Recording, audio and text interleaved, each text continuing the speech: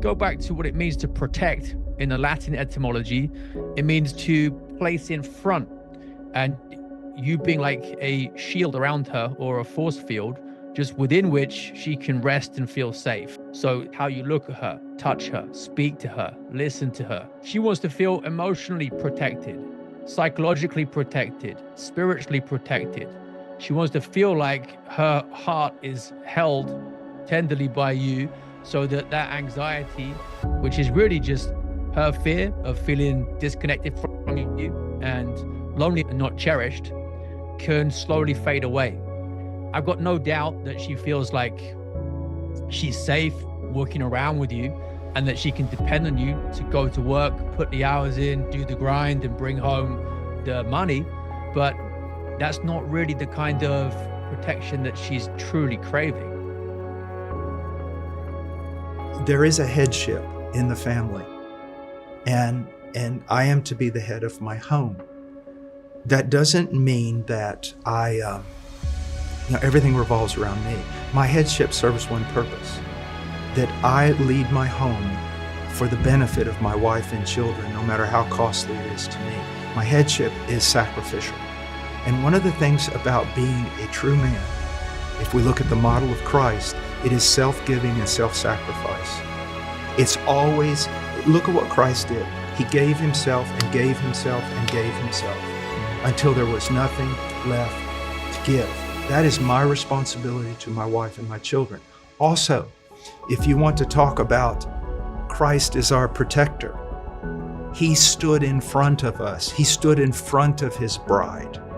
Anyone wants to come to get his bride, anyone wants to come to get God's children, he's going to stand between them and the ones he loves.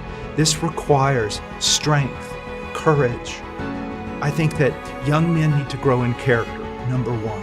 And the primary characteristic should be love, which is self-giving. This is not about me. It doesn't matter how much I hurt, doesn't matter how much I suffer, doesn't matter if my expectations aren't met, my needs aren't met, my wants aren't met. That's not what it's about. It's about me dying for a woman and my children. Serving, giving, and stop looking in the mirror and stop being self-absorbed, self-giving. I've heard you say that a good man is born to serve, not born to make money. Absolutely. What's that mean to you? I think a real man is born to serve. And serve means provide for those that are in your sphere of you to provide for. It means to protect.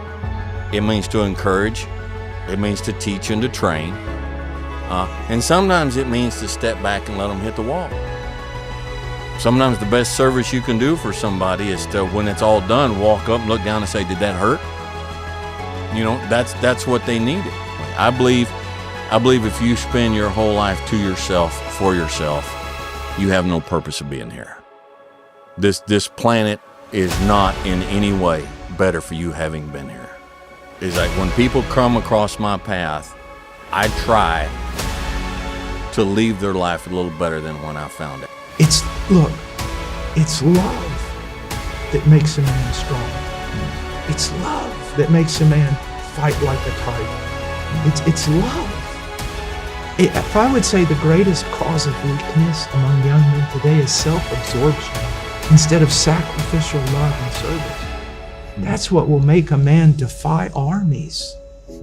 When bolder, bigger men turn tail and run, that little puny man who loves will stand his ground. He loves Christ. Yeah. You know, and someone will say, are you afraid? Yes, I'm afraid. There's been so many times I've been so afraid I didn't know what to do. What keeps you in those moments? Because you're going to face enemies that it doesn't matter who you are. This is not the movies. They're going to take you down. And what makes you stand is not that you know Krav Maga. What's going to make you stand is you've been conformed to the image of Christ and you love.